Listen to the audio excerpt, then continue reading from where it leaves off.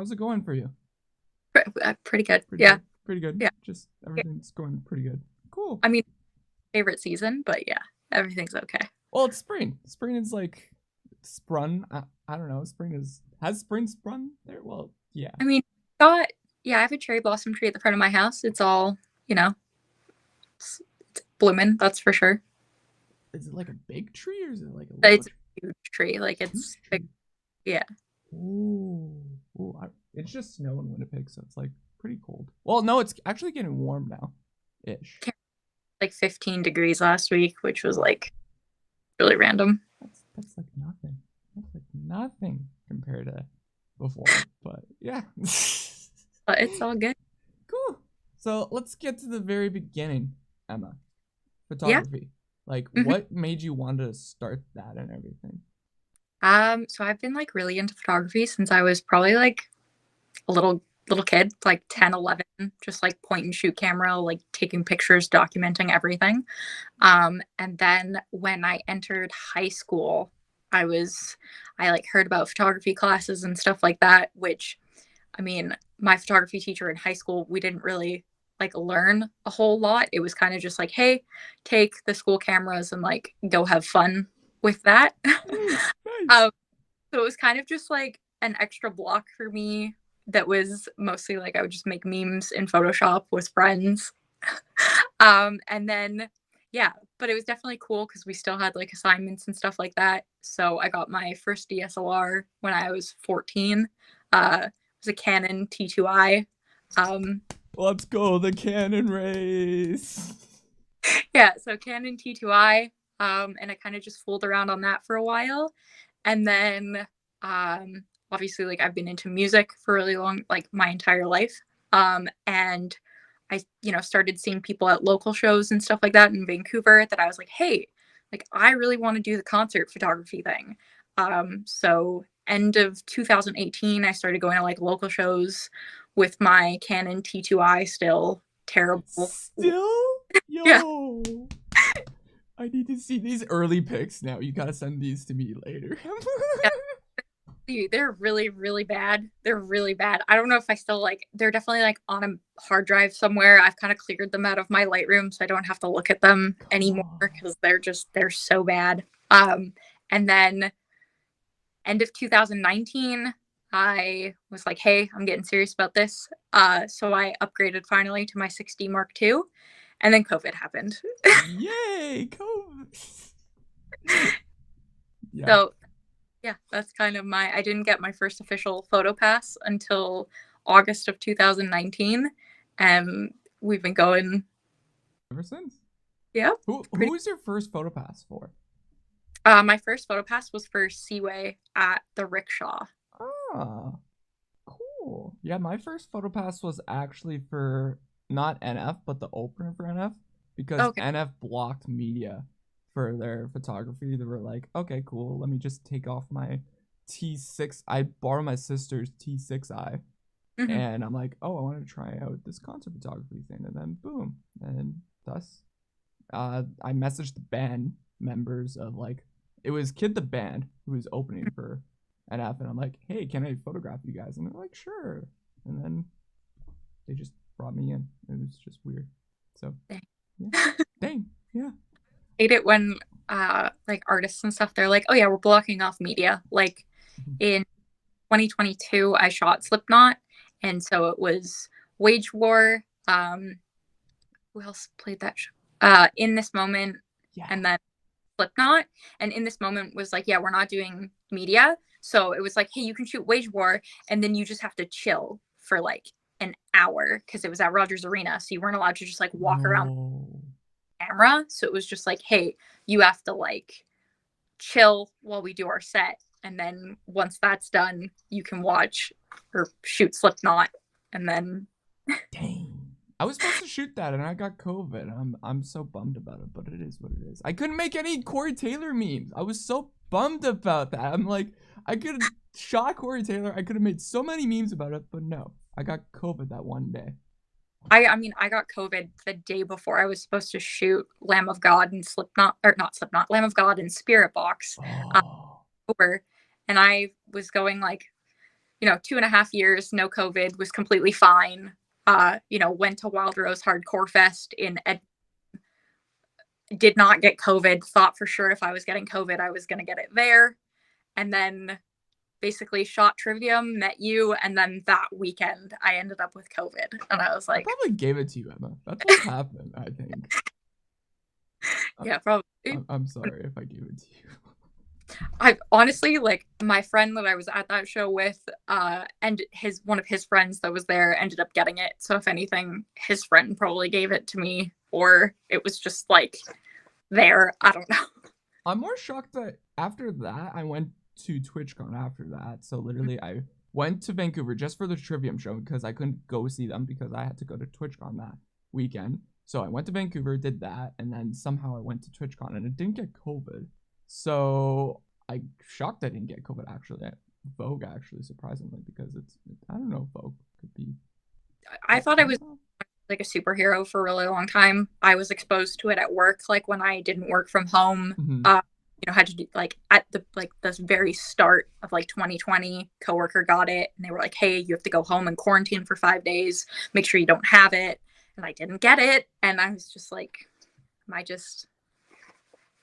immune or something? Yeah, it took me like 2 years as well. Like I got it in 2021, I think 2022.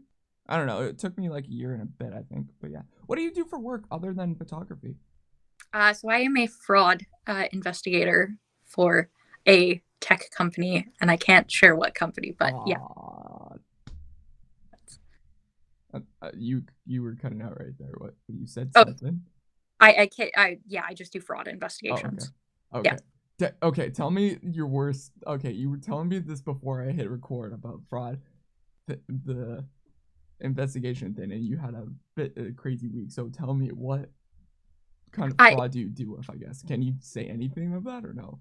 I can kind of delve a little bit. It's just like fraudulent purchases and things like that. So it's kind of just like I have to look at people's histories and be like, hey, like, is this like a legit transaction or is this not a legit transaction type sort of thing? And it's kind of like peak season now with people like right after Christmas being like, hey, I didn't get like, this transaction that I made, or hey, I don't recognize this transaction. So it's a lot of just like never ending stuff. So possibly you've done fraud. You think, Emma, ever? Not that I say. No, I would hope not. So, okay, so you can't say specific on the frauds. So, like, is it like, I'm trying to think on what it would be like. So you're finding fraud of like said like purchases of like say Amazon stuff or like different products. I would say, right? Yeah. Okay. What was the most craziest one that you had, if you could say? Probably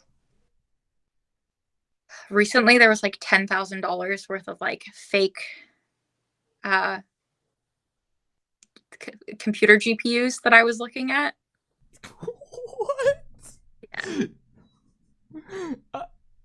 I probably know what they were probably doing with that.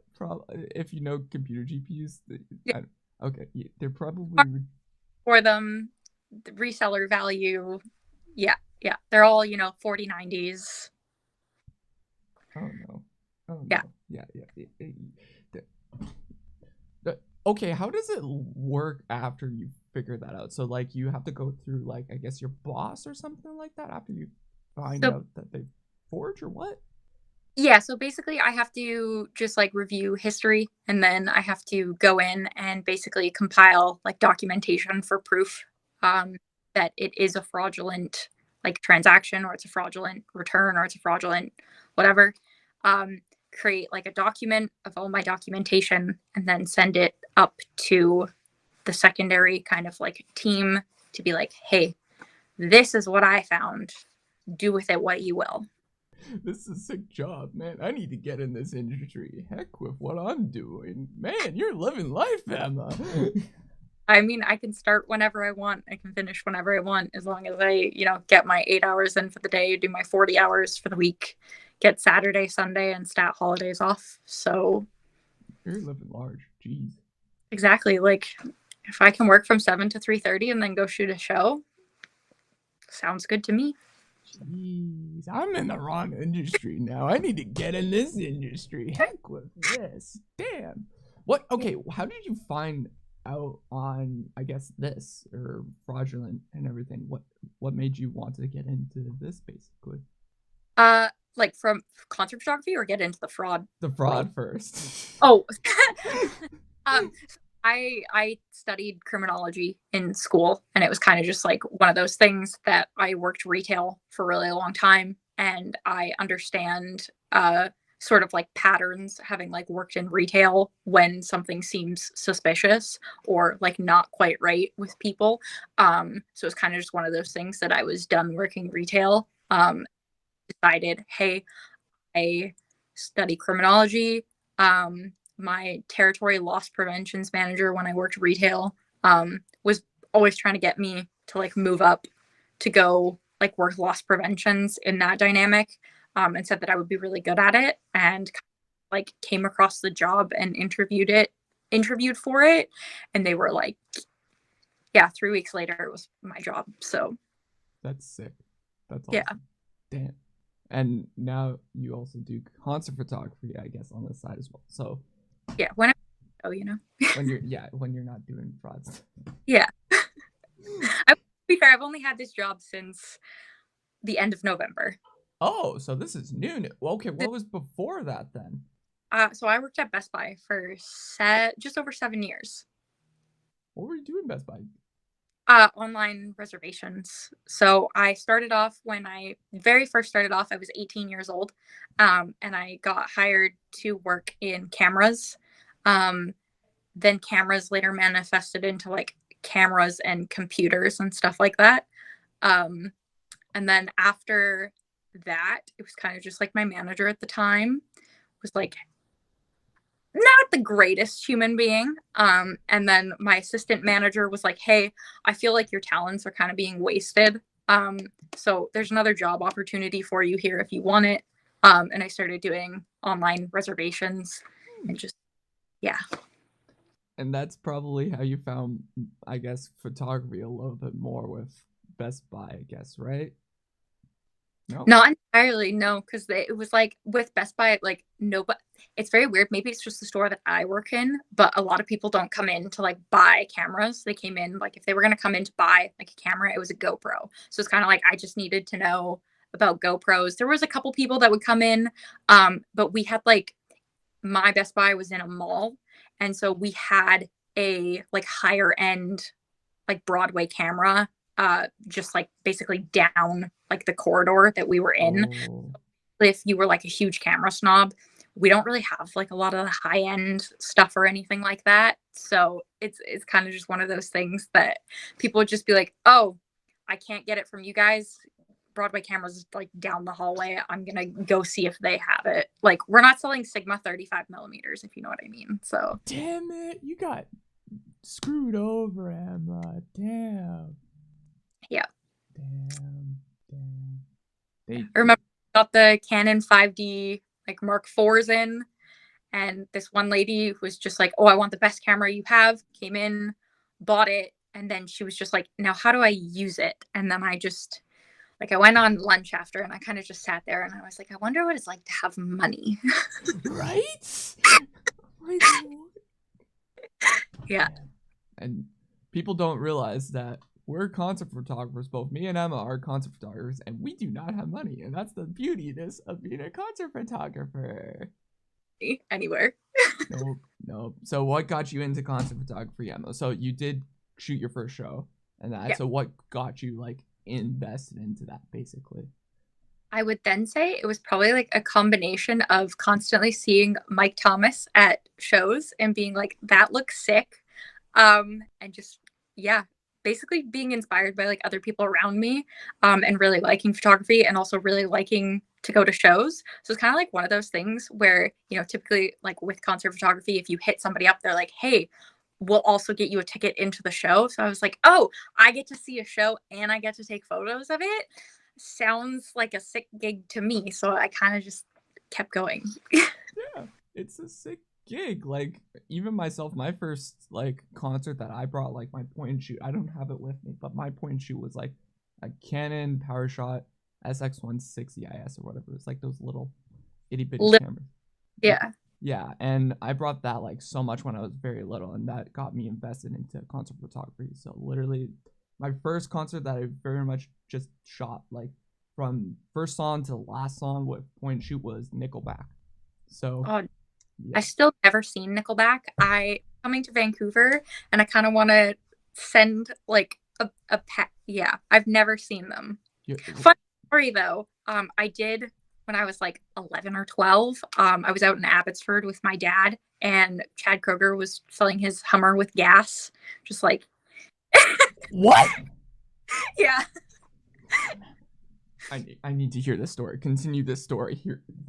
Yeah, we were just there, and I like just like looked over, and I was like, Dad, does that like look like Chad Kroeger to you? And he's like, I think it is. And so my dad kind of just like went over, was like, hey, like sorry to bother you, but like are you like the vocalist for Nickelback? And he was like, yeah, and just like said, hey, that was kind of like how that went.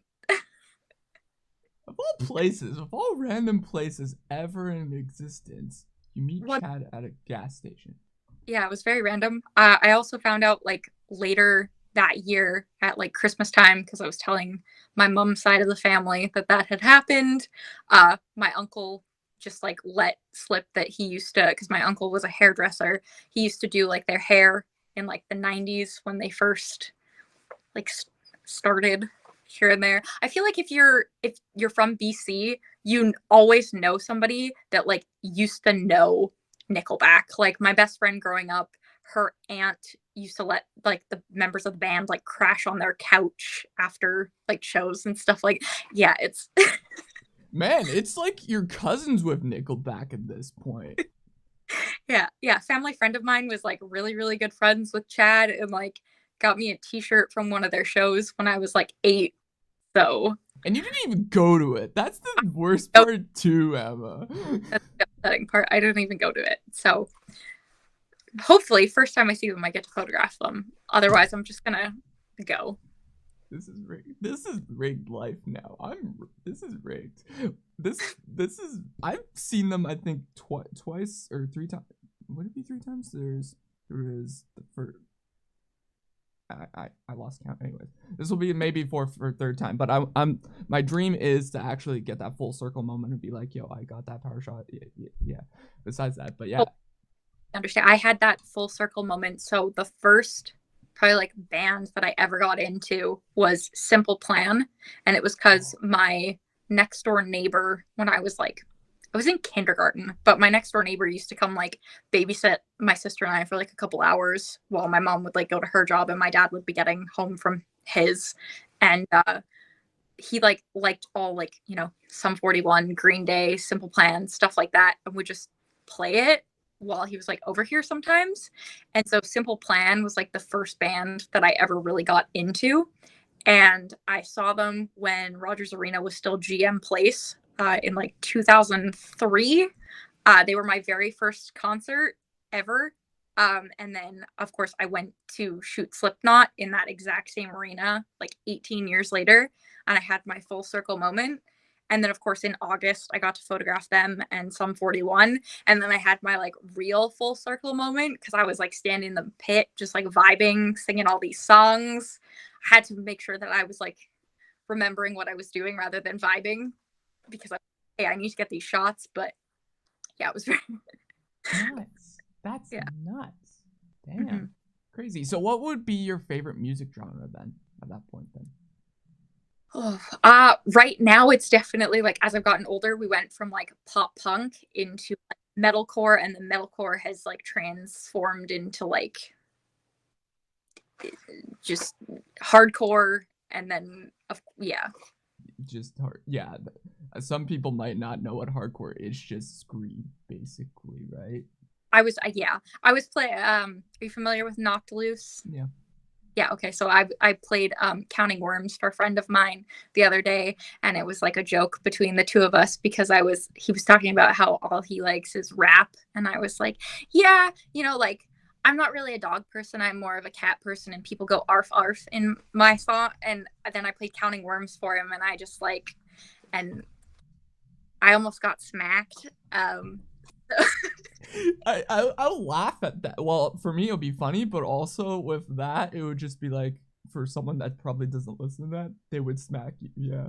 Yeah, 100%. Yeah. So it's kind of just like I like everything because, of course, you have like all the stuff that you grew up listening to and then the stuff that you've kind of delved into. But I don't know, when I worked a retail 9 to 5 job, you kind of need like metalcore, deathcore to get you through like the start of your day. You just kind of like rage a little bit behind your steering wheel, and then you go into work and you drink all your coffee and you're like, okay, and then you get off your shift and you do it again. Yeah, I worked in you would know Superstore. So I worked in the deli department when I was like right out of high school, in high school into college and everything. And yeah, I was deli department. I needed that hardcoreness and just Yeah, screaming. you something to let it go. I mean, I still think that like, retail employees or people that work customer service based jobs should be allowed to pick like one customer per quarter that they fight just to like get it out. I like this motto. We need to put this into effect now. Even I'll take like, it doesn't even have to be a quarter. It just has to be like once a year. You just get one person. You get to pick wisely. Just pick your one customer very wisely, because there are some people that totally deserve it. Oh Yeah. Yeah. It's retail. Everyone hates retail unless you're some psychopath. I don't know how, but it's retail. Yeah, exactly. Yeah. Yeah. Very glad that I don't have like Karens telling me how to do my job or that I suck as a manager, even though I wasn't a manager. But I was just like, the fact that you think I'm a manager makes me be like, you know what I'm talking about. You just don't want to agree with me because you're a Karen. And, It's Karens. You Yeah, can't help them. Yeah. Yeah. What's your favorite band you got to photograph so far, Emma? Out of all the years of photography, I guess.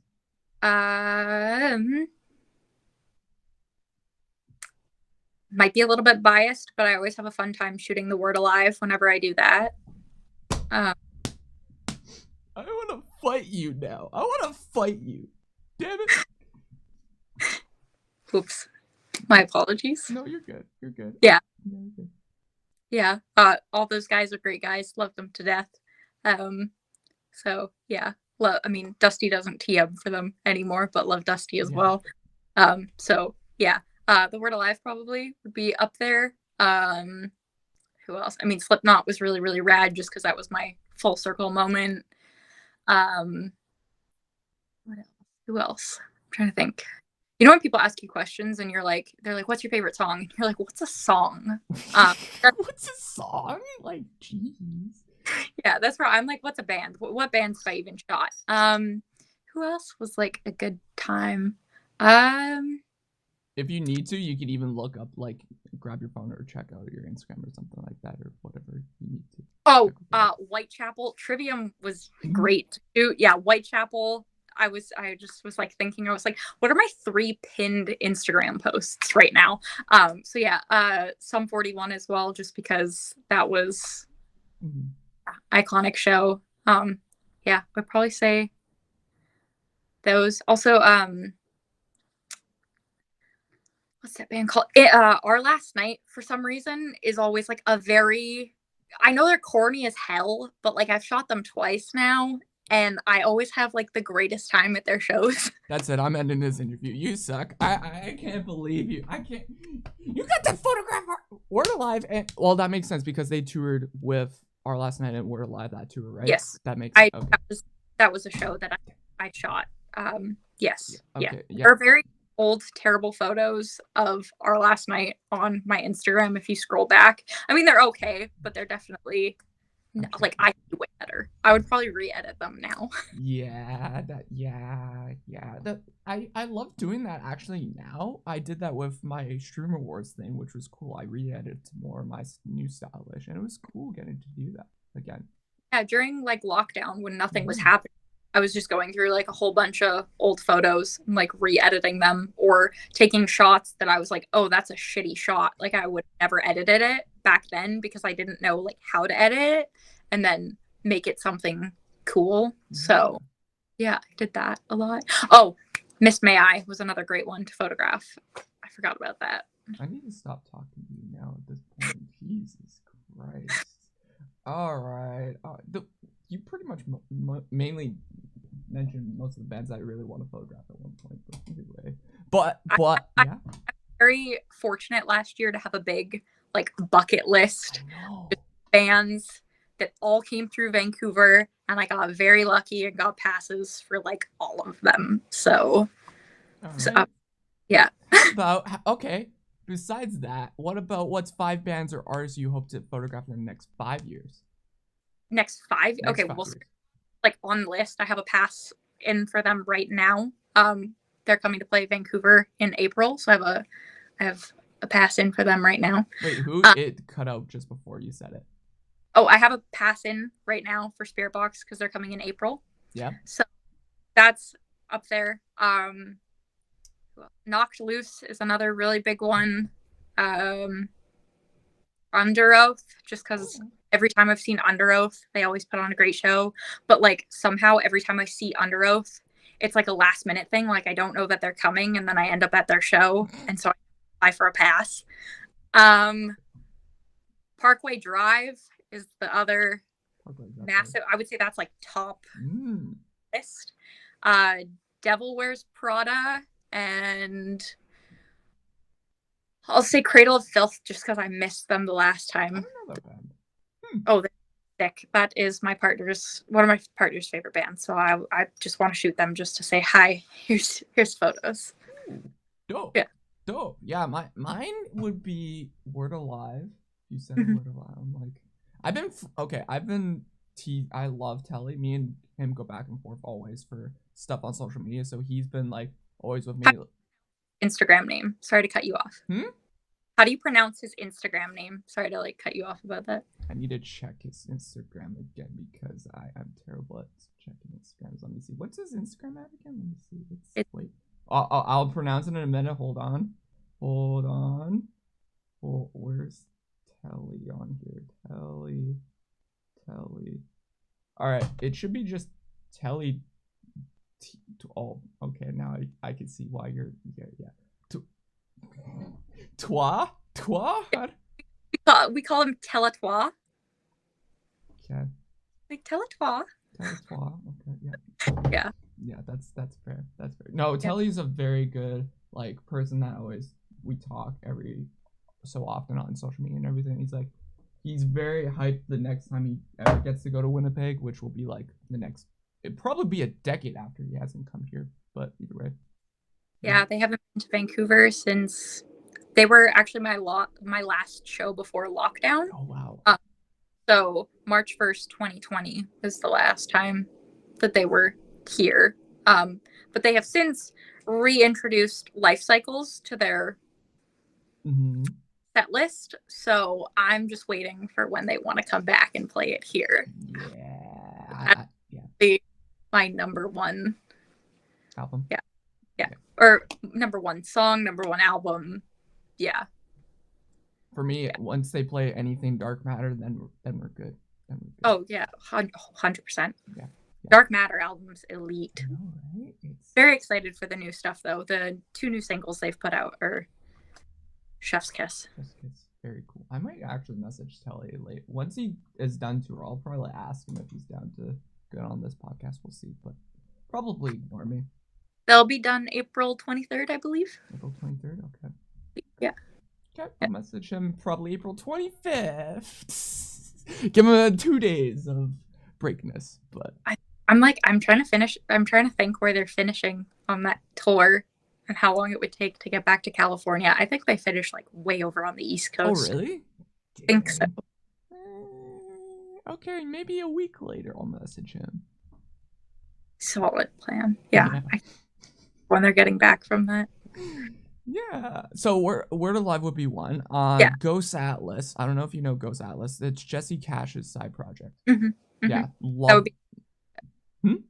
that would be sick. I know, right? Like he doesn't tour Ghost Atlas at all that much. So it's like, yo, once you see that, it's like, yo, you need to get that. So that's As Everything Unfolds is one. Love them, love Charlie. Breaking Benjamin is like top up there next to like Nickelback and that. And then Maggie, terrible at pronouncing her last name, Maggie Lindemann. But that's how I pronounce it. So yeah. Yeah. Be rad to shoot as well. Yeah, I'm sad she didn't do any Canadian dates.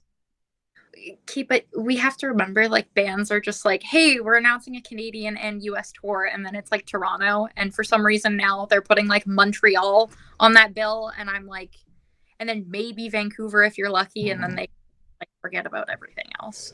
Yeah, it's okay. What is your take on all that of like Canada, US, and them saying, oh yeah, this is a Canadian tour, and it's like only 2 or 3 I days. think it should just be like, hey, we're playing a US tour because everybody kind of thinks that Toronto is in the US at this point because that's like the only date that they put on it. And I don't think you should be allowed to call a tour a Canadian and US tour if you only have less than 5 Canadian shows on the tour. Not allowed to be called a Canadian tour. Preach!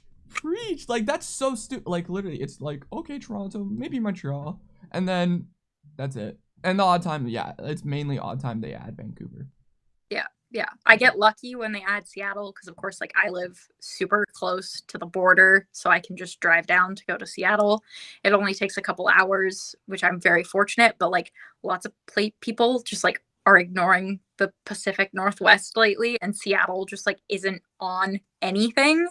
And I'm okay, well, closest show is Las Vegas. Yikes. Yeah. I was also curious about you on how you do it, like doing Pacific Northwest and everything. Like, what made you want to do like Seattle and I guess Vancouver too, I guess. Well, I mean, because I was born and raised in Vancouver, like Vancouver is obviously like the easy thing. Yeah. I like live in the suburbs out here, so it's the easiest one. But Seattle is just because like I started noticing, especially like once I got my driver's license, that like a lot of bands, like if they don't come to Vancouver, they go to Seattle, and that's not that far of a drive. Like I could definitely do that, and I started going to a couple just like, weekend shows or like booking the day off work with like one of my best friends. And we just like go down, see the show, and then drive back. And then I basically just was like, hey, I could also photo these shows because I don't get paid for them. I mean, I've been paid for a couple, but I don't get paid for most of them. So it's not like I have to tell the border guard, like, hey, I'm coming down to do work. I just have to say, hey, I'm going to shoot a show. Exactly. Or, hey, I'm going to see a show, and they don't care. So I'm same way. I go from Winnipeg to Fargo and it's 4-hour drive, but either way it's like, oh, go there, quick couple hour drive, go back, border don't care, it's 1 day, they're fine. Yeah, exactly. If if saying, hey, I'm going for like a week, might be a little bit more suspicious, but like half the time I just go and drive back the same night because it's not that far. Or sometimes like if there's a bunch of us going, then we'll go for like the night and then drive back like the next day, which isn't that bad. Why are they skipping Vancouver, you think, and Pacific Northwest and Seattle, you think? I don't know, to be honest. Like I know that a lot of the time it's just because of like routing reasons. Some bands, majority bands don't have control. It's just kind of like whatever venues have availability at that time. I know some of them have issues in terms of like Thornhill was here in when was that? I saw Dusty like 4 times last year because he was on the road with Thornhill and holding absence, but they were like over here, and basically it was just like, oh, are you guys staying? And they're like, no, we play Seattle tomorrow. We have to be like out of Canada by midnight tonight, or like going across the border and like on our way there. So I don't know if it has something to do in terms of like visas where they're not allowed to stay past a certain amount of time and they just don't like get caught with that. There's also like I know a lot of issues sometimes with like bands getting across. They're like, hey, we thought all our visa stuff was good and they told us we can't leave the US. So I don't know, to be honest with you. Strange. I don't It know. sucks, but I get it in terms of like a business standpoint that, US is a lot easier, but yeah. I call BS on that because literally I know someone that said that Canada is cheaper for bands to go to besides the US, I think, but except unless it's gas wise, I believe, because you have to travel from that. Yeah, gas is expensive, but it's cheaper for bands to do tours in Canada though. That makes sense. I mean, maybe it's just because like in the US, you can get from state to state in about 4 or 5 hours, and like it takes me 12 hours to get to the next province. So it's not really ideal. Like I know like my partner is on tour right now, and it's kind of like one of those things that like it's 5 to 6 hour drive to get to your next venue. It's 1 o'clock in the morning, and you've got load in at noon the next day. It's like nobody wants to drive 13 hours like through the night to get to their next place. You kind of need like several off days in the middle, and then you're not really making money. Yeah. You can't really like 5 or 6 shows in a row and then have an off day when you tour Canada. You kind of have to Truck it, basically. Truck it in between. Yeah. I also feel like we don't have like large enough venues in literally every single province sometimes. It depends on the size of venue. Like for Winnipeg, I know we have weird venue sizes. So we have 201, an 81, another 200. We have like a lot of like 3 200 cap venues. Then we have an 800 venue now, and then 1200, and then we go up from MTS Center, which was Canada Life Center. I don't know about how Vancouver's like for venues wise there. I mean, we have like larger venues. We don't really have anything that like local DIY bands can come play anymore. Like, really? Yeah, we don't have we have like Bullies now, but that's kind of like a recording studio. Ooh. It's you could fit maybe 50 people shoulder to shoulder. It's sweaty as hell. It's uncomfortable. But like we don't have the 333 anymore. Majority of like bars that used to let bands play don't really do too much anymore. So kind of like I could be completely wrong. I kind of don't do the local scene too much anymore. Just I feel like it gets repetitive after a while of just like shooting the same band over and over and over again. Mm-hmm. So it's kind of just one of those things that it's like we have Vogue, which I don't know what the cap is, but that's a pretty big venue. We have the Rickshaw. Again, that's a pretty big venue. It's in the worst part of Vancouver. Like nobody wants to go there. I definitely don't want to go there, but I do it anyway. I'd never shoot a show. And then what else do we have? There's like the Roxy, but that's like a club. Some people play like Fortune Sound Club sometimes if they're like a smaller artist. But again, that's like a club vibe. It's, yeah. There's also the Orpheum, but I don't really hear too many people playing Orpheum very often. And then we have like Rogers Arena and stuff, or like Abbotsford Center. But you have to be, like Nickelback or Slipknot or Shania Twain to like play Rogers Arena. Yeah, we're kind of, but yeah, I'm in the local scene a lot, but at the same time, I'm like, last year I took a lot more local than most years because everyone was back after COVID, right? So it was like same bands over and over, and it was it's at this point now I'm with I just don't, I'm not too keen on taking photos of local anymore, but at the same time it's like rinse and repeat. But I'm fine with taking photos once in a while for a local, but it's like like I don't mind taking photos of local bands at all. It's just kind of one of those things. Once I've shot a local band like over 10 times, I'm like, okay, I know your guys' set list front to back. I know what you do. I've probably got every shot possible, and I'm kind of tired of looking at all of you now. yeah, I get that, but also I'm trigger happy with my camera, so I take over 1,000 or more for a set. Oh, so you're exactly like Mike Thomas. That's just like, yeah, one time I shot Stasis and took 10,000 photos. And I was like, how do you take 10,000 photos of Stasis? No, I don't do that much. I don't do that much. My limit is at least most shows it's 2,000 or lower. I would say depending on like how many artists are on the bill, I say anywhere between like 600 to 1,800. Okay, yeah. My low nights, if I'm not too keen on shooting, then it's like about that, like 600-ish, 800. Yeah.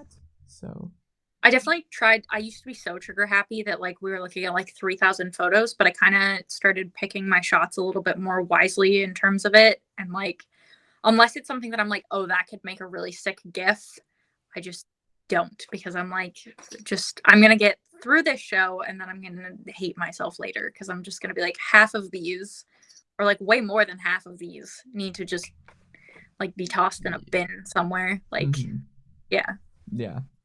Yeah, I feel that. That's basically every single show for me. It's the same pose. I'm like, why am I doing this to myself? Yeah. Yeah. So okay, you mentioned Vancouver local scene. Have you done a lot of like Portland or that kind of music scene that much more, or no? Portland, actually. I should go to Portland. It's just like, it's 4 or 5 hours as opposed to like 2. I've done like a little bit of Seattle local, but it's more so just like bands that are going through Seattle on a tour that I photographed. I was also for a while pretty into going to the Calgary, like Kelowna music scene as well. Yikes. Yeah. I drove to Calgary for a band that is no longer together. In the middle of a snowstorm, and was in Calgary for about 6 hours just to like photograph their show. This girl's nuts. I do some crazy shit. It's fine. Okay, what's the craziest you've done? Is that the craziest? That would probably be the craziest. I drove, like through a snowstorm and then basically slept for like 4 or 5 hours, got up and drove home the next day, and just saw like semis on the Coquihalla, like, jackknifed or just like flipped. And I'm in my little Honda Accord, just like driving down the road, just like Honda. Oh no. Like, I'm gonna die. But I'm still standing here, so like, yeah, clearly you're talking this story, and I'm like, how you did it on a Honda? Did. Yeah. Okay, if you guys don't hire this woman for a tour, you're nuts for at least some kind of bus. She drove a Honda through a snowstorm. You gotta give her credit. That was things I'll never do again. Yeah, I'm good. I don't ever need to do that again. Jesus Christ, Emma. Yeah, I've not done that yeah, there's certain ones like I wanted to do. There was a show at Versatile I wanted to do, and it was a snowstorm day, and I'm like, heck no, I'm not doing that because it's a 4-hour drive. But now you done it with a Honda Accord with 6 hours. Man, I gotta step on my game to go to bloody Minneapolis on a snowstorm now. Jesus. Okay. I'm not saying what I did was smart. I definitely should not have done it. It was one of those things. It's literally a local band. It's not like it was anybody crazy. It wasn't a big band either, Emma? Well, it was a local band, okay? And it was because I was like, if I come to this show, will you guys play a song that I really like? And they didn't even play the song. That's even worse. Yeah. But I took some of I got my Canon 15mm, so my fisheye lens, like 3 before that show, and took some of like the greatest photos that I've ever taken at that point in my photography career. So I wasn't mad about it. I just definitely got home, laid down, and was like, girl, get a different hobby, because what are you doing? And you haven't changed. Yeah. I mean, to be fair, are you familiar with Avoid? Yeah, I know Avoid. Okay, yeah. So Avoid played that show, and now Avoid's like huge, right? Oh, shoot. Yeah. Oh. Okay, so there was some benefit from it. There was some benefit. Exactly. Yeah, you're good. Jeez. Okay, what do you want to accomplish, Emma, when it comes to photography? Because that's accomplishment, I guess. But what is like your end goal accomplishment with, I guess, concert photography? Probably just start doing tours. Tours would be sick. Yep. Yeah. I've definitely done like a weekend thing, but doing like a tour would be very sick. Well, talk about that weekend tour. Like, what was that like? I mean, it was kind of just like one of those things that I drove my own car around to like 4 dates. Vancouver, Kelowna, Edmonton, and Calgary, and then I just like went home. Yeah. Yeah, that's nothing too crazy on that like weekend tour experience or anything. No. No, not really. Other than like, no, I can't even do anything crazy. It was just kind of like being at a show and taking the same photos, except in different venues type thing. But, Wow. Yeah. Amazing. I would like to do definitely, something more. Go see the world. Because like I like traveling. So I would like to see the world and like take photos. That would be sick. That's like the end goal. Yeah. I'm the same way. For me, it's like, oh, I would love to like travel the world. It's like we're youngish, right? Yeah. Mid 20s, yeah. Yeah. Like, maybe not. I don't know. Well, you told me when you said you were 18 and working at the Best Buy thing. I'm like, oh, I didn't know you're this older, Emma. Well, I'll be 26 in like 3 months. So you don't look 26. I know.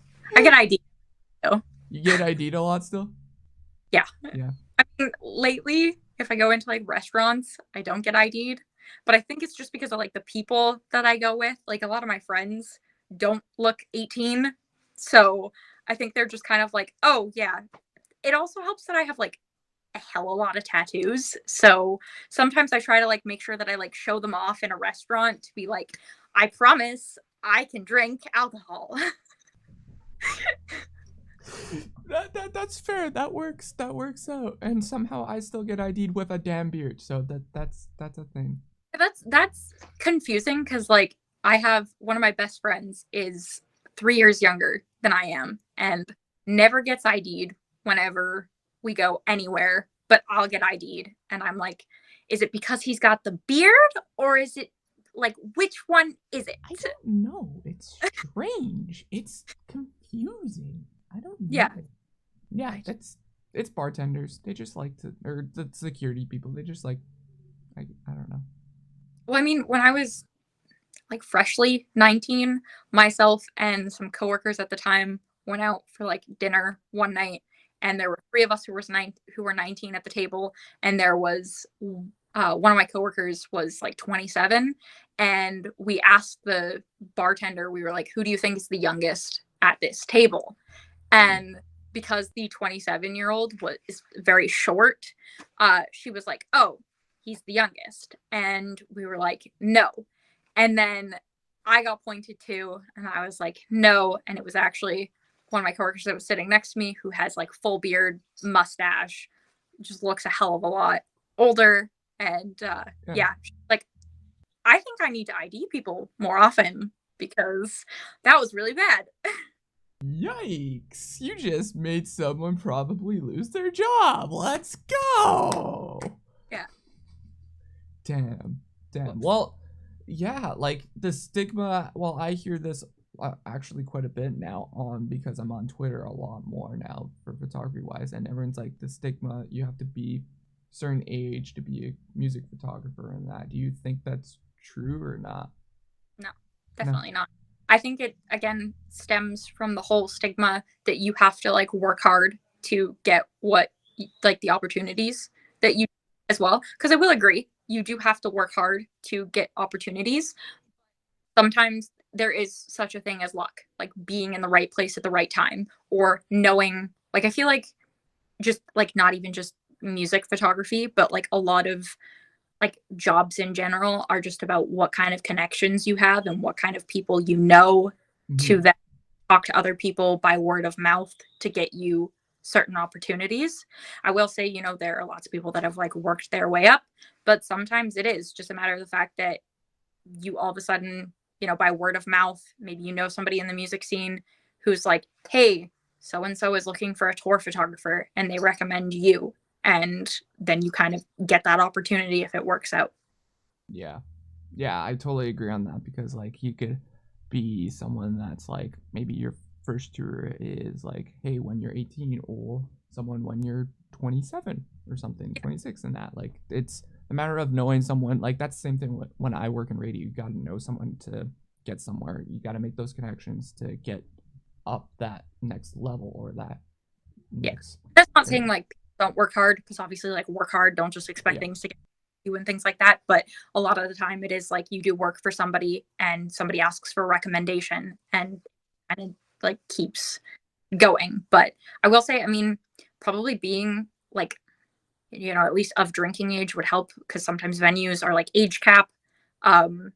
So maybe, being of drinking age might help. But at the same time, I don't think that's necessarily like a big issue, because if you're on the tour package that's taken care of, and majority of venues that are like age capped have a GA section, so it's not like it's the end of the world if you're not. Let's go. We're gonna get some underage people and get them on tour and child labor. Let's go, Emma. That's, you know what I mean? That's not what I'm. Yeah. I'm kidding. I'm kidding. I'm putting words in her mouth, everyone. It's Yeah. fine. I'm just joking. No, It's child fine. labor, totally support it. Totally. No. I agree with you on that standpoint of like, yes, you should have someone that is legal age of drinking, because the band wants to celebrate after as well, and they can't really do that well if you're not legal age, right? Probably.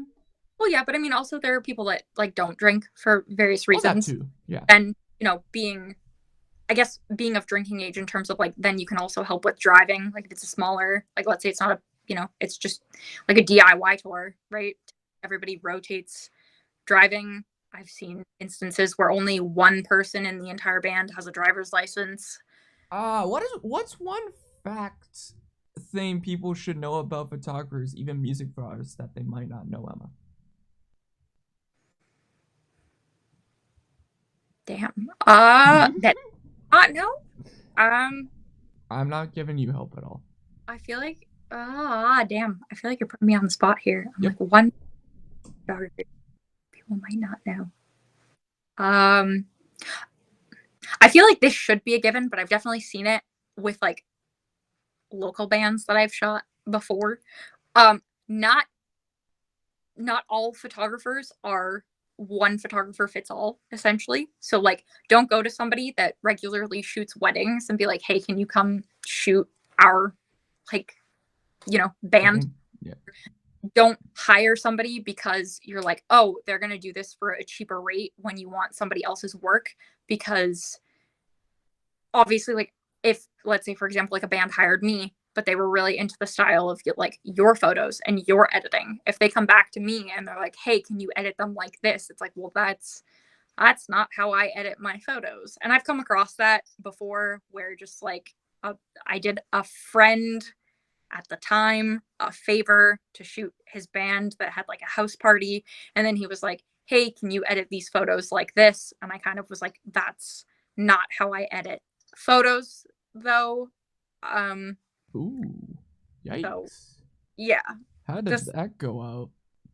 I mean, they're also no longer a band. That person is not in the BC music scene. He's a terrible human being. Lots of Mm-hmm. yeah. Mm-hmm. So, but basically, I just boiled it down to like, hey, I did this as a favor for you. I got paid way less than what I would typically charge to like do this. You kind of didn't give me any sort of direction as to like what you wanted. You just said, hey, I trust you to take photos. And I thought you were hiring me to like do work because you like my work, not because you were like, hey, I don't want to pay somebody else to do this. So I was like, if you wanted that other person's work, you should have hired them to do it, not be like, oh, hey, because we're friends and I asked her and I said, hey, I don't have a budget for this. it's only going to take this kind of amount of time. Would you be down to like do a deal for me? And I kind of was like, well, yeah, I'm okay with that, because I wasn't super established in my work. This was kind of like, 2019. So it was kind of still fresh for me and stuff like that.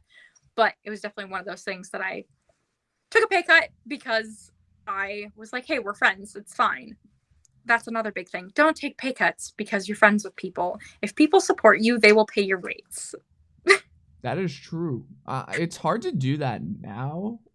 Well, not now, but also I've noticed that quite a bit recently. Like, I talked to one photographer actually recently about that too. It's like, maybe it's good, but maybe it's not. I don't know. Like, if you're doing stuff locally, like, sure, but also if you're doing that continuously, then it's not gonna help benefit yourself if you want to get somewhere, right? I just feel like it's not benefiting you. I would say, like, let's been friends with the person for like 8 years, and it's like, for example, let's say like an engagement shoot or something like that. And they're like, hey, I really would like you to do my engagement photos. And then you decide on your own, you're like, hey, this is going to be my engagement present to you, that I'm just going to do these like free of charge, or, hey, I'm going to discount this because maybe you're like not typically like an engagement photographer or anything like that. But I wouldn't say walk into something just because you're friends with somebody, like expecting a deal out of it, because like if my friends were artists, I would pay their rates, not just expect to get a deal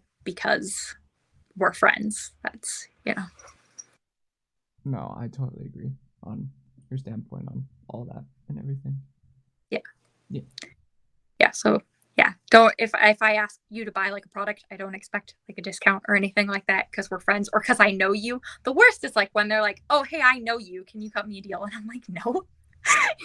Like, do you know my last name? Probably not. Like, hey, I didn't know your last name until this thing, and then I blocked it just for people. But either way, yeah. I mean, it's in my Instagram handle, so. Shit. Well, listen, that's fine, but nobody pays attention to that part anyway. Hey, that's why I don't have that on my Instagram handle. It's on my personal, but not my Instagram, so. That makes sense. I just feel like my name is so long that I just thought having like first name, last name for photos would be better. And having like, I used to have the word photo in my IG handle for my photo account, and I was like, that's just so long. I don't like that. Are you dissing me on mine now, Emma? It works for some people. Because, like, I know people, obviously, that have, like, their whole name and then, like, photography course, right? But, I don't know. For me, I'm just, like, I need something short, quick, simple. Like, my last name is already hard enough to say. Like, just go for it. It's not that hard. What? Are you pronouncing it correctly, or are you pronouncing it the way you think it's pronounced? She's ready to roast me here. All right, listen. Okay, I'll pronounce your name what I see on this Google thing right here. Emma Jane Dotchuk. That is incorrect. What? Yeah. What is it? So it's Emma Jane, and the T is silent, so it's Dotchuk. It's not Dotchuk. I hate silent last names now. I generally hate that now. It's the blame the Ukrainian. Hey, I'm Ukrainian too, and we don't have anything silent in mine. Okay, well, then certain. I don't know. Mine is like transferring over from the Ukraine. I learned that like that's not even like what my actual last name is. That's like the translation of what it is. And I have cousins who have different spellings of like the translation. So, I got cousins I don't even know about because we all got some form of a last name. Huh. Yeah. Who knew? Yeah, like I have an uncle with the last name Dotchuk, which is Dozak, and it's supposed to be the exact same thing. So I like that spelling a little bit more than mine, but this is fine. I think, I don't know, it's not that bad. It's not terrible, but not that bad. do. Yeah.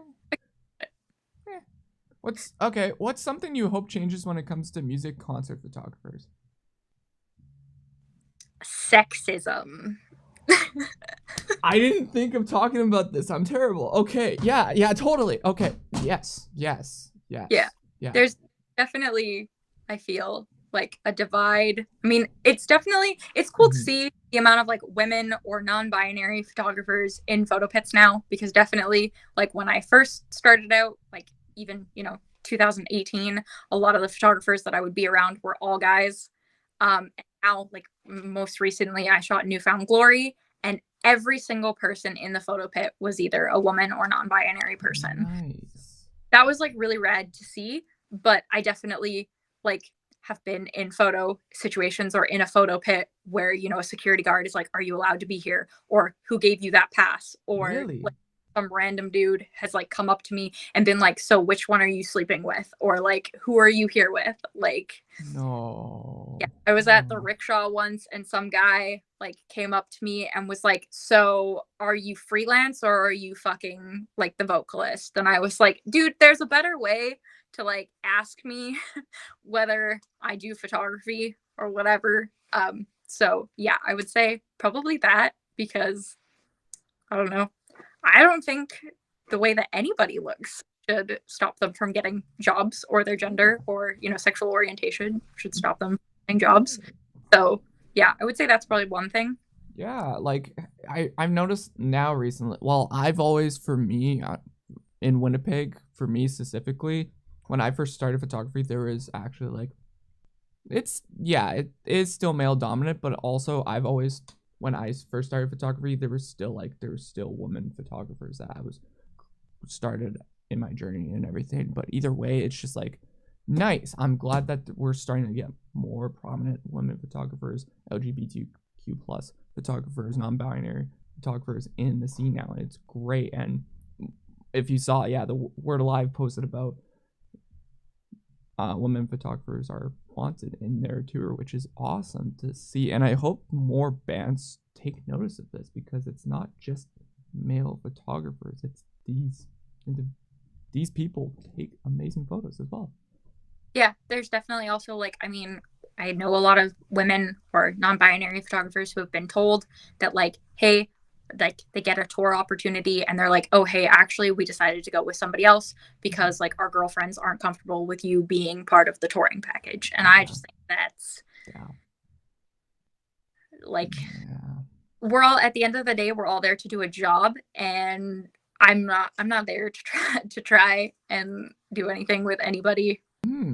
Yeah. So and if you have a significant other or something, like, why even bother doing that? Like, I don't understand people nowadays. Like, geez, like how workplace harassment is a thing too. In that as well. Yeah. I don't. Yeah. Well, yeah, it's getting, I think, a lot more prominent now in mainstream now, I would think, right? Yeah. Yeah. Most definitely. Yeah. I would also say I hope another thing that changes is, I noticed this especially after COVID, no bands post their PR information anywhere. And it's like, want people to come photo your shows, like put your PR information somewhere, because 90% of the time it's like, hey, contact us. And it's like their management or like bookings agent. And I'm like, that person will probably just ghost read my email or say, hey, I'll forward this, and never forwards it. So before it used to be super easy to find PR for people, and now I feel like I have to go on like an investigation to find somebody's PR every time I want to shoot a band. And I'm like, yo, this should not be this hard. Yeah. For me, it's usually, it goes down by breaking different steps, because it's on their Instagram or their little contact thing. If not, then I check their Facebook, and if it's not their Facebook, then you have to go through. It's so many steps. It's stupid. Yeah, like if it's not on their website or on their Facebook, sometimes I check Instagram. 98% of the time it's not on Instagram.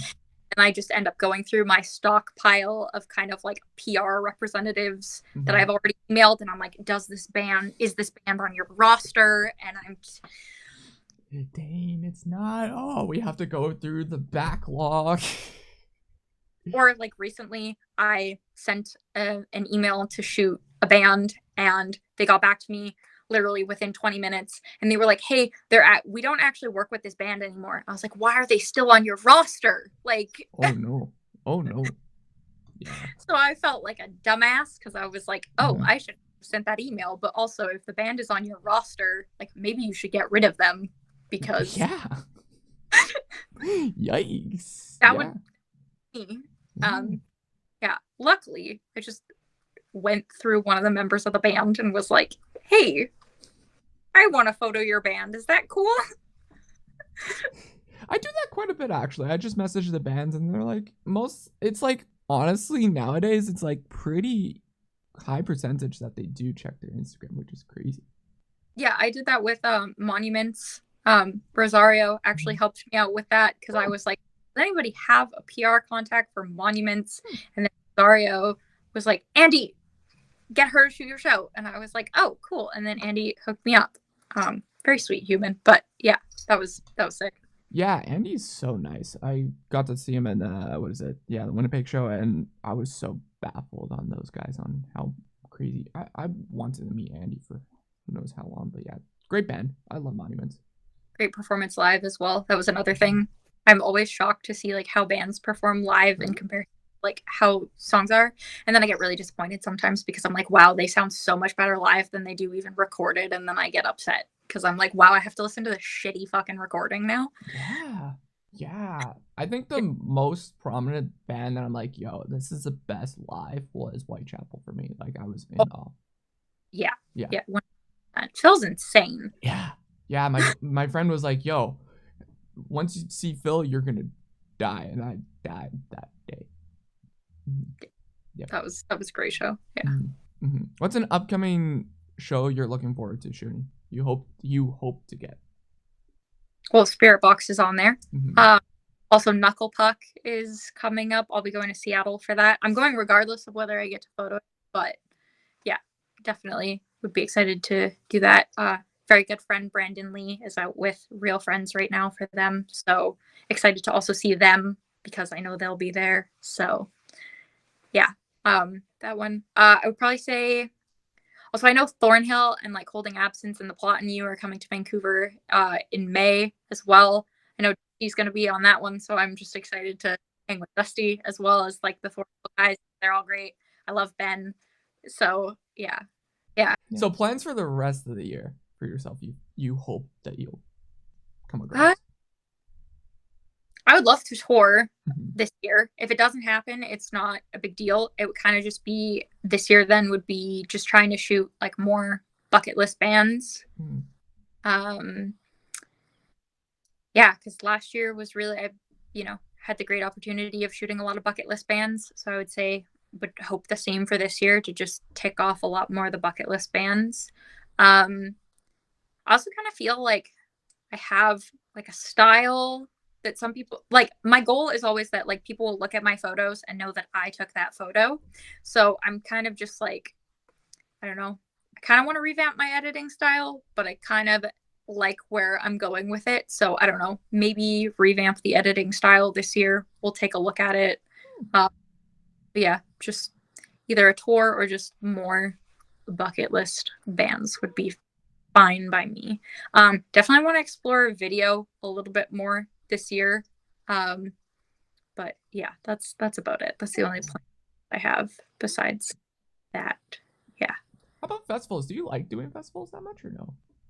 So I had the opportunity to photo Heart Sport Fest in Florida, and I fucked that one up. Not actually. It was just kind of one of those things that we didn't really understand, like the pass situation for it. And I didn't know if I was going to be able to like bring my camera or like what kind of pass I would be given. So it was kind of like one of those things that it was just my partner was playing that festival. He didn't know whether I needed a photo pass or not. And then it was kind of one of those things that we talked about a photo pass, and I ended up with an artist's pass. So I could have taken photos, and I didn't know that I could have, and I just didn't end up bringing my camera with me, and I should have, but I didn't want to carry around gear that I wasn't allowed to use and potentially have security be like, yo, why do you have that? No, I did that. It was funny because I recently I did a festival of Devosure. There was a band, there was an artist that's a hip hop artist, and just gave me.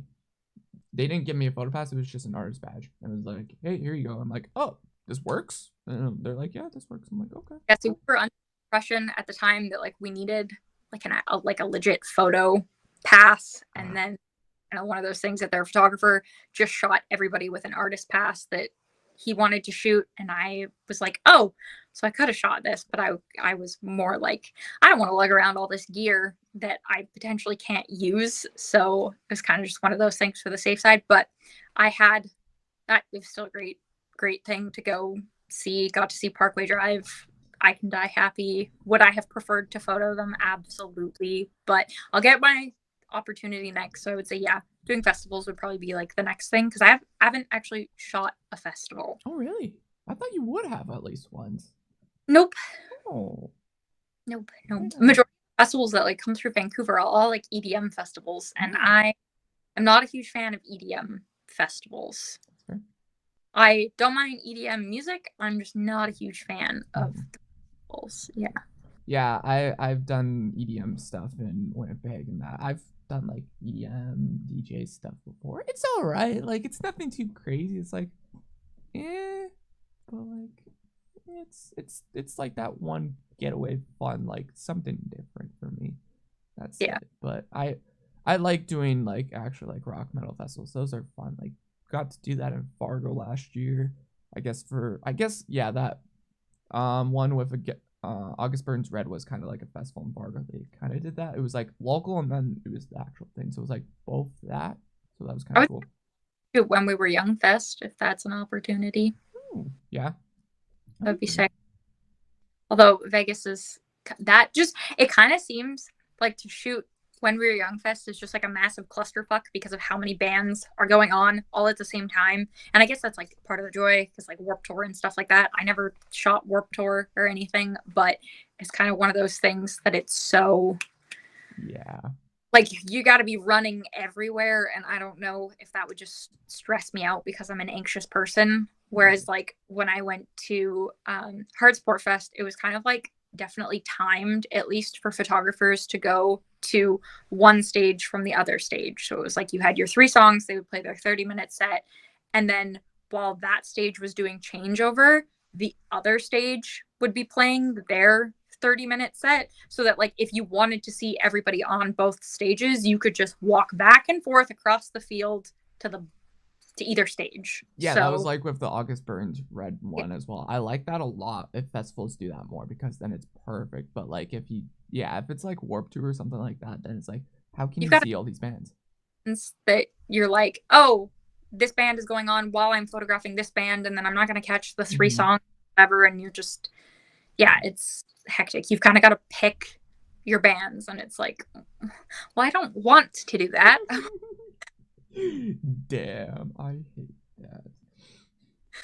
Yeah, I went to Warped Tour like 2 or 3 times. It was just one of those things that if you go the next year, you hope that somebody that you missed last year is on the bill the next year, because sometimes you just have to make sacrifices. You're like, well, this band is going on 10 minutes after they start, and I'm at the very front of the barricade right now, so I'm gonna just stay right here. Yeah, we hate it here. Yeah. I hope to do more like for me this year, it's mainly like tour or at least more festivals this year. That's my main thing. Like, I'm trying to do Blue Ridge. That's a big maybe on that one. That'd be sick. I know, that would be sick. That one, I've been following Blue Ridge for so many years. That's just like, ooh, this would be top bucket list. There's another one. Osheaga was pretty good lineup this year that I saw. If you know Osheaga. Yeah, that one's all right. It's more pop centric, but there's still like those big artists that I really want to see. Like, I want to actually photograph Billie Eilish. That'd be pretty cool up there, and that, right? Wallows is one. I don't really want to see Wallows. As for like other like rock stuff, yeah, Parkway Drive is up there, but that's specific. We have the same music taste, Emma, though, so there's that. It's such a shame though, because like I don't know if you saw like the Knotfest post that they made for Knotfest Australia, or what was it Knotfest Europe? Where are they right? No, it's Australia. Yeah. Knotfest Australia right now. I don't know if you saw the video that Parkway Drive posted of their set, and just like the entire like crowd basically the entire fucking venue is just like singing Parkway. Oh. So I would love to go to an Australian, because like Australians don't fuck around when it comes to hardcore metalcore. Like they're, yeah, all the, in my opinion, and this might be biased a little bit because I've been to Australia and I love Australia, is I think all the best bands come out of Australia personally. Ooh, that is honestly, I'll say yes and no. I'll say Yes, yes and no because literally, yes, there's Australian, like, yeah, Parkway Drive, there's Polaris, I believe, and I think it's Polaris. I'm terrible with names and everything with bands, but there's them, and then I would say UK. yes, UK is another. No, I would definitely say, yeah, Australian and UK bands are just like unmatched. There's obviously like the US bands that are unmatched as well, but a lot of like I feel like the more bands that are like on a lot more tours as of late or that are like blowing up are all from Australia or the UK. Yeah, prominently, yeah, all the bands that are, yeah, right now blowing up are, yeah, Australian, UK bands, and I'm like, yo, this is the year. No, I think next year is gonna be insane from those bands coming to US or Canada, and that I think it's gonna be wicked. I think next year. Oh, 100%, especially because like COVID is kind of calming down a little Mhm. bit more. And yeah. But the worst time too because US is possibly bringing up the visas for those bands and that. 230% increase or something absolutely bonkersly stupid like that. Yeah. I In Canada, it's just a waiver and it's free. So you know what that means. More bands should come towards the. Yeah, that's the logistic, but they don't because they're idiots. I'm not saying all bands are idiots. I'm just saying tour managers. Okay, what do you think about tour managers in a sense, Emma? Oh, I mean, I know some great tour managers, and Mhm. I also know some that, you know, I don't know. They're just like, I don't know. I feel like majority of the tour managers I know are like the greatest, nicest, sweetest human beings and just like really love their jobs. I've only met like one or two tour managers that seem really like snobby and just like they don't want to be there really. But Yeah. I feel like it's always like when I meet people sometimes that seem like that, it's like either like the middle of like the rough patch of like the tour, and so maybe they're just like having an off day or something like that, you know. It's one of those things, we all go through phases, and I've heard my fair share of like clusterfuck stories on tours where just like all of the worst shit happens for, you know, a couple weeks there, a week run, and you're just like, what the fuck else could go wrong? So I feel like whenever I've met like a tour manager that does not seem like they want to be at a venue, it's typically because a band has just undergone like a clusterfuck week and they're just like, I want to sit down and drink a beer, and that's how this is going. So yeah. But I would say, yeah, tour managers, I feel like some of them are undervalued and underpaid. But of Mhm. course, like, you know, there's not really a lot of money in the music industry anyway, and it's not like venues make that any easier for us with like birch cuts and things like that. So yeah, I don't Yeah. know. I say tour managers are great human beings. Everybody needs a tour manager. That's Do photographers need managers, you think? no, No? no.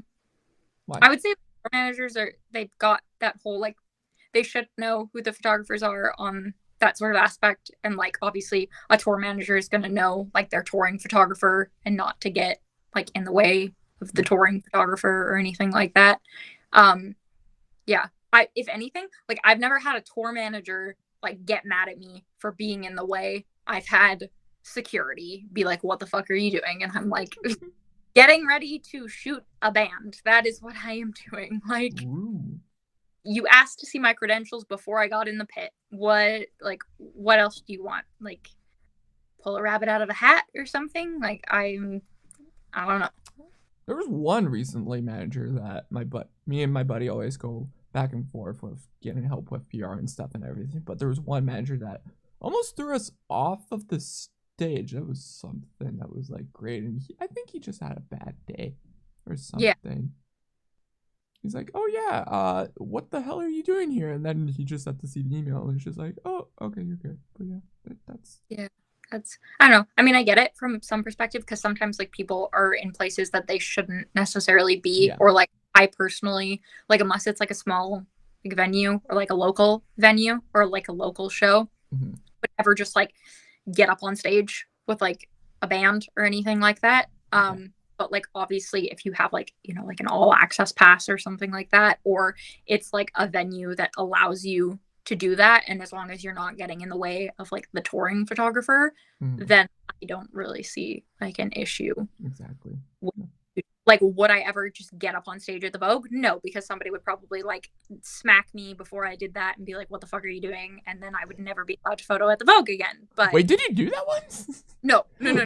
That's obviously no, that's obviously something that you would not do there. But like, for example, like, I don't know, the Biltmore Cabaret, there's Mm-hmm. like, you know, a small area behind where kind of like at the back of the stage that's got like steps leading up to the stage because the stage is only like that high Yeah. that you can kind of like get up on, go take your shots of the drummer, and then like run back real quick, which Mm-hmm. like that's fine, but I would never just like go stand on a stage. So I would say, yeah, sometimes tour managers just need to confirm with you, like, hey, you're allowed to be here, because sometimes people just like take the piss and are like, oh, I can do whatever I want. But Mm-hmm. yeah, I would say that's weird though. That yeah, I know. Yeah, I get that. Yeah. Yeah. Anything else you wanted to talk about on here that we didn't talk about, Emma? No, covered kind of all the bases or anything like that. If there's any more questions that you had for me, I got thanks. not, Yeah. I would say the question that you asked me earlier about like what's one thing that you want to see change, like Mhm. in the music photography world. What's yours? Oh, okay. You had to bring it on to me. Okay, yeah, I see that because I said, "Oh, I'm not giving you hope," and now you're throwing it on me now, Emma. But Okay. also maybe you would have like a really interesting perspective on that question. So, you know, I feel like everybody's views are different, and maybe sometimes people think about things that you wouldn't necessarily think about. I kind of feel like I'm very on the spot, so it's just like whatever popping into my head first, that's what I'm going with. I'm trying to think what would be something that I feel like should change in the music. The main thing, yeah, I'm with you on like the sexism thing recently. It's just like, yeah, that's something that needs to change on. But Yeah. on music industry, there is another thing. Oh, I would say recently on what I found out from bands, they need to really like know on, hey, this is a free shoot, this is not a free shoot for photographers. Like for instance, when I reached out to one band here, and they're like, oh yeah, we want you on, but we're not gonna pay for this shoot. We're just gonna give you a photo pass. That's the thing. A lot of like more bands are taking more notice upon. I've talked to a lot of photographers are like, yo, a lot of more prominent bands are going more focused on just giving. Yeah, it's great to bring out a portfolio base wise of like, yeah, if you want to establish yourself. I'm terrible at wording this That's terribly, Emma. But no, like, it's, I wish more bands are more like, I guess, focusing more on like what they want for photographers. I would say, like, if they want, yes, if they want to pay for photographers, or if they can't financially pay for photographers, don't get a photographer or something. Say that in a yeah. sense, I would say, because it's hard to know that, because it's like, oh yeah, we want you, but we can't.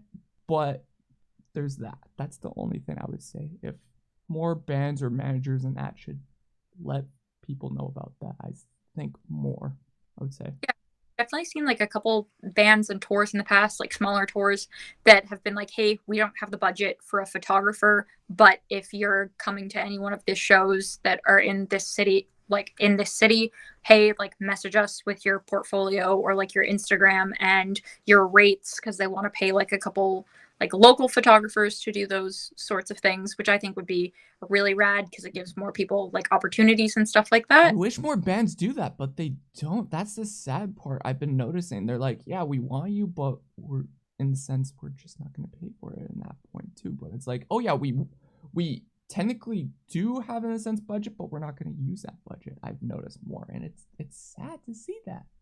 Yeah.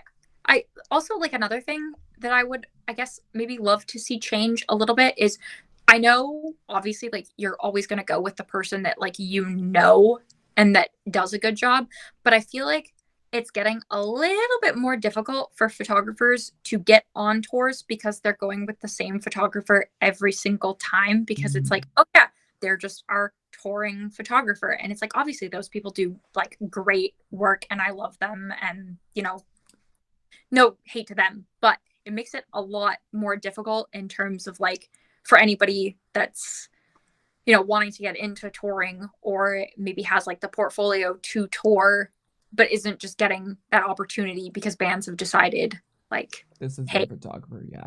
we found our photographer. And it's like if they maybe let's say they do 4 tours in a year, they decide to take their regular touring photographer out on 3 of those tours and then like do something like we were talking about with picking up local photographers in certain areas. That would be a pretty sick opportunity. But obviously like I know that those touring photographers, that's their job. They need to make a money and a living from that.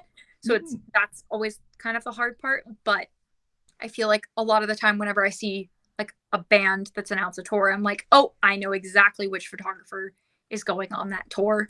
And yeah, I would love to see just like, different vibes because obviously like each photographer shoots differently. And, once a band has like established their brand and their vibe, they typically pick like a photographer that goes with that vibe. But it's also like, it would be cool to see like different shots and different vibes for different tours, So I feel like that would be interesting to see change. But yeah, I mean, obviously I get it from like a job aspect, creative aspect as well. Yeah. I agree with you. I think there should be like something like that. Like if Live Nation, there's a portal. I think there should be a thing for photographers and bands be like, yo, let's get this photographer on and be like, yeah, and do that.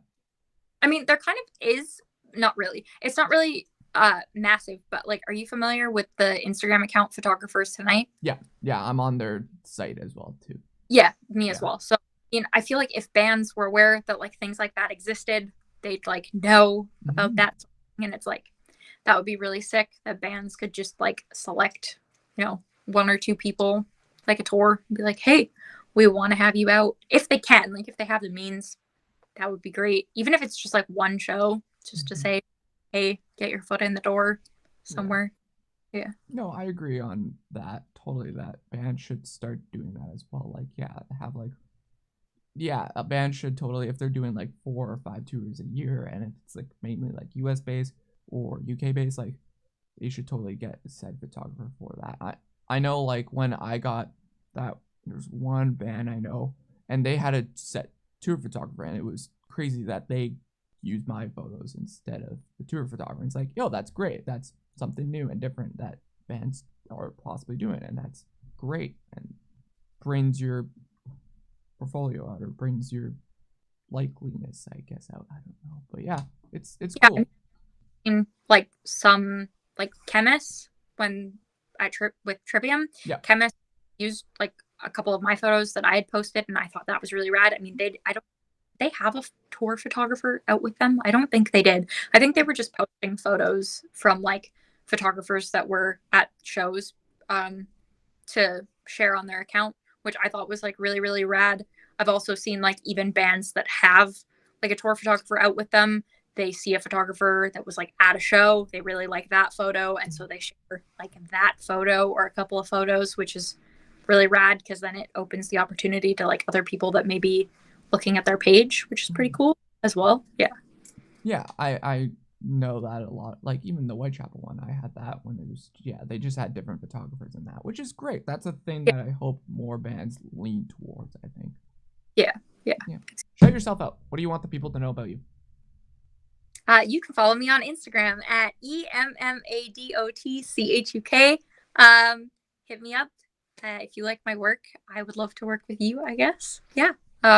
Also, go throw some likes. Look out for me on that. I also, really like meeting friends like in the photography community. So if you're a local Canadian photographer or even US photographer, just follow me. I typically follow all photographers back, just because I like to see other people's work and also make friends in the photo community, because I feel like we're all just a bunch of fucking introverts. So it's cool to have a bunch of concert photographer friends that you just like meet up with at certain shows that you go to and stuff like that. So yeah, that's about it really. She don't follow me. She's too cool. I'm kidding. No, I'm kidding. That's still my favorite. Like, oh shit. Well, yeah, that's the thing. When we met each other, I'm like, oh, I don't know how it was like when we met. It was like, oh, I was asking what was the details, because Vogue was first time with me. I was asking about details about Vogue and everything, and then you were kind of like, you were nonchalant of like, hey, this is my shit, basically. Of well, yeah, because I just like to whenever I meet photographers like in a photo pit that I don't know, I'm always like, oh hey, like give me your @ so I can follow you, because like I want to see your work, and it's like then we can just like exchange like @ and stuff like that. But it's also because I feel like I always forget to like introduce myself and be like, oh, my name's Emma, and like just I don't know, I'm fucking terrible at that sort of thing. I just end up like talking to people instead, and unless somebody like actually is like, hey, like I'm so and so, I don't think to do that either. I just have like a conversation with people, because I'm such like an anxious human being that I'm just like, oh, you're talking to me, cool, that's really great. So yeah, that's kind of why I was just like, when we met, I was just like, you didn't say your name, and so I was like, what's your @ so that I can like well, it was hard hearing too. It was like loud in there too. oh, it was loud as hell. Yeah. So that's why I was like, what's your @ and then I was like, oh, I already follow you, and then you were like, wait, who are you? And I was like, oh, and you're like, yeah, because I'm like, oh, you're then you show, well, it was hard hearing, and then you showed your Instagram. I'm like, oh shoot, it's Emma, because I'm like, I loved your work. I'm like, oh my gosh, it's Emma, which is rad, because that was a weird, like, I don't know, almost, I had like a fangirl moment that somebody like recognized my work and they were like, oh shit. Yeah, that's always like the wildest, when I like somebody asks me for my @ and they're like, oh, I already follow you, and I'm like, what? You know who I am?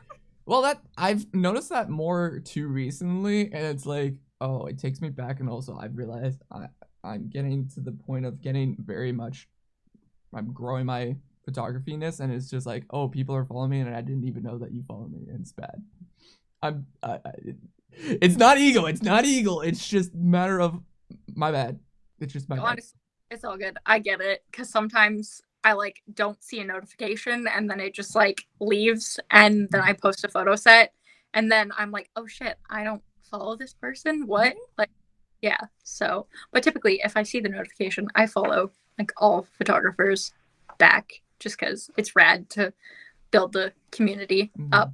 Yeah, I definitely think that the photography community could be crazy tight knit, and it's really cool, especially because like knowing photographers from like England and stuff like that, it's just like insane to see how shows work in different places as well. So it's cool to like follow photographers, and also just like, I don't know, I look like all like, I guess the more like, I don't know how to word this, like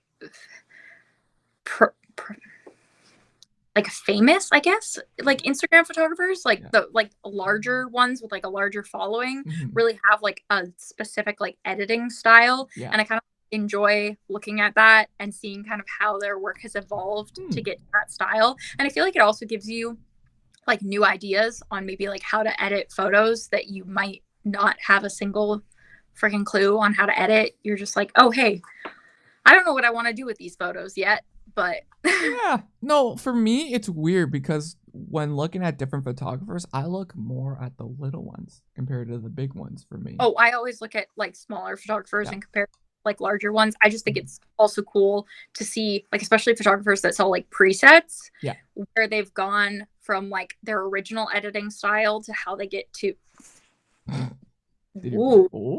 yeah. I just like this all presets. I always think it's interesting to see like where their editing style has evolved from, like, you know, with whatever they started shooting on to like now, which is really sick. But I also think that like one of my friends, Isha Shaw, is a photographer in the UK. She was on tour with Simple Plan last year, earlier this year.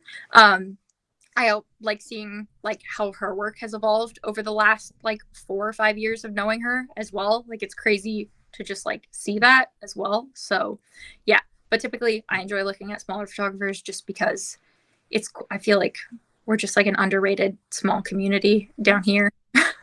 We're down in the little bits of, down in the pit. I don't know where I'm going with this. We're down low. We're very down low here in this group of area.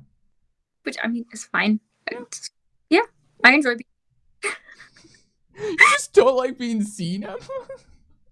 Why do you think I'm a photographer? I like to be behind the lens and not in front of it. All right, hear me out. This is a new thing that I thought of like the other day that I did for a concert. Instead of all wearing black, us photographers should start wearing all white. Abso-fucking-lutely not. First of all, I know what you're gonna say. This is terrible because now you're getting seen. You're gonna get hurt by someone, already. No, it's just funny because then it'll be like, we're breaking the fourth wall here. Well, I mean, yes, I totally understand that, and I feel like people probably like wouldn't squash me in like photo pits when they come over like the rail and things like that. But do you know how easy white gets dirty? And like how terrified I would be to like be in a venue and then have to like at the rickshaw. Have you ever shot at the rickshaw? No, Vogue was my first one ever, Emma, for shooting. Okay. So the rickshaw doesn't have like a proper entryway. You kind of have to like suck in just like and squeeze in between like the barricade and like a sound speaker. There's like not a lot of room for you to squeeze in there. And it's like only wide enough for one like this way, at least from the stage to the barricade. It's only wide enough for about 1.5 people to like stand in, and then it's like long and there's fucking metal rods in the floor that I've like tripped over several fucking times. So like if I wore white in that venue, I would probably come out like covered in dirt and blood, like not gonna lie. They need a health inspector. That's what they need. Jesus. They really. But yeah, no. White pants terrify me. Would never wear white pants. I own white t-shirts. Yeah. But as far like no, black is the way to go. I'm happy with that color. Okay, fine. Wear green then. I don't know. Another color than black. That's what I say. Yeah, Did you see that debate on Twitter though? That was just like you should be in show blacks whether you're on stage or not. Like photographers don't care about it. I always feel like in the photo pit you're probably not gonna get seen like by the tour photographer, and like everybody in the crowd is all wearing different things. So I feel like from a pit perspective, like most of the venues that I shoot, the stage is taller than I am anyway, or yeah, you like not to throw heat, but yeah, you were short. Yeah, you were short. Yeah, I'm very short. But like it's no higher than like waist kind of like level or anything like that. So I just kind of feel like in the pit it shouldn't really matter too much what I'm wearing. I think like you should not, like I generally think you should not have to wear all black always. I think I don't wear all black ever, mainly when I go shoot, honestly. You should be. I would say if you're on stage, you should be in show blacks. But if you're not on stage, then who gives a fuck? Exactly. Yeah. Yeah, if you're a tour photographer and if you're going on stage, then but also then that's gonna bloody suck if you're on tour in summer. Then everything's gonna be black, of course. But I mean, majority of my closet is black, so it's not really. But it's bad. I want to change it though, Emma. That's why I say concert. What is it? Bands need to do different color shirts, and then we're good.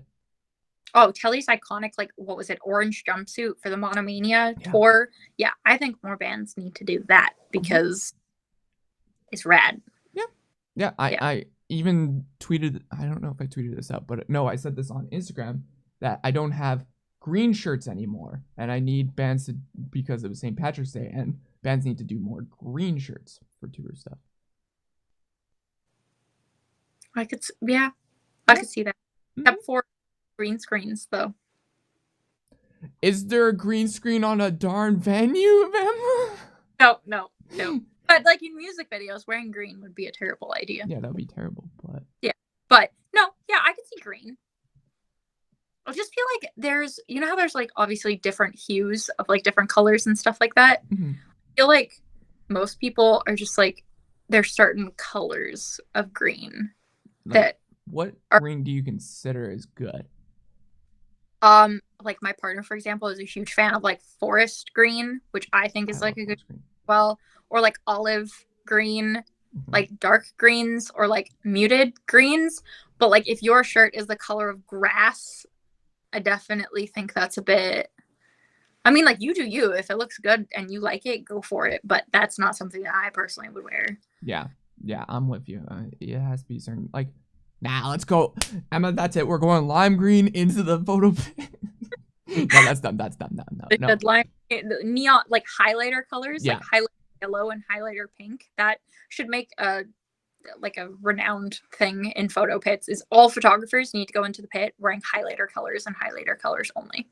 she's onto something here, guys. She's onto something here. That's why, yeah. Well, anytime I go at most metal shows, actually, now I do wear my Holofront shirt. Actually, I did that actually for a festival last year in August. I wore my yellow shirt.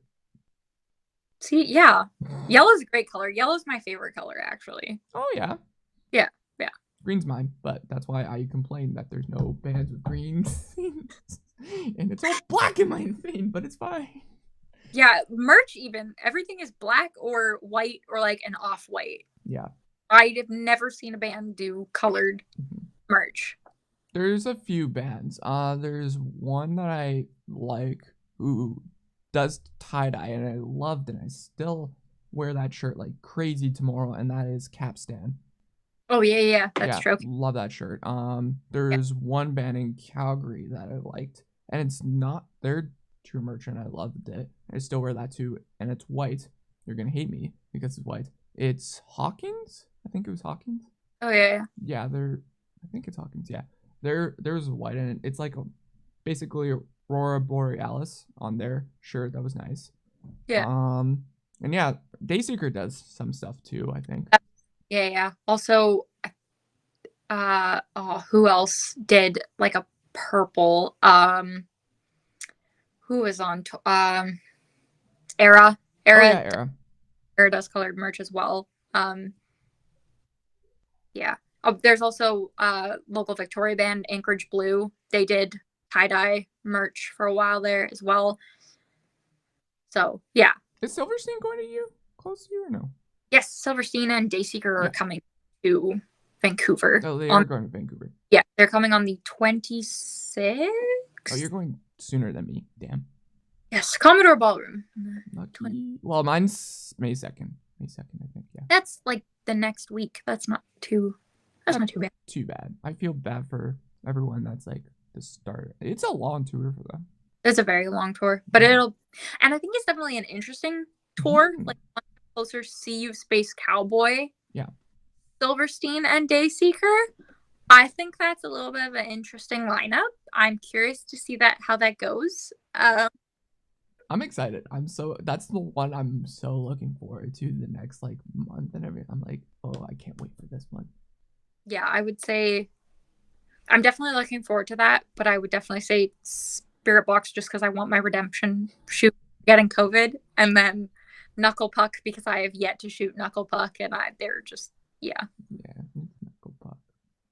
It's also it's Knuckle Puck. Yeah, and then I mean, of course, excited to see like a couple other bands that are coming just because they're like my best friend's bands or my best friend's favorite bands, and I always like just sending her photos, and then she's like, "Hey, this is my new lock screen," and I'm like, "Cool." Yeah. Yeah, my lock screen is actually lights. Oh, my lights one. No wait. Oh, so many notifications. Lights one. Oh, sick. Yeah. Your like photos were rad. I did not an opportunity. I didn't even know she was. I mean, I should have known that she was going on tour and shooting things. Fake fan. But yeah. Fake fan. Whoops. Fake fan. Fake fan. I had to. It was fun. You can bully me. I could bully you for a lot of things, but you could bully me for not being in Vancouver because you get better shows than us. Damn it. I mean, you have to kind of live in a cardboard box to live here. So I would say Winnipeg wins in terms of like livability. But yeah, I will say we do get lucky with the shows that come through here.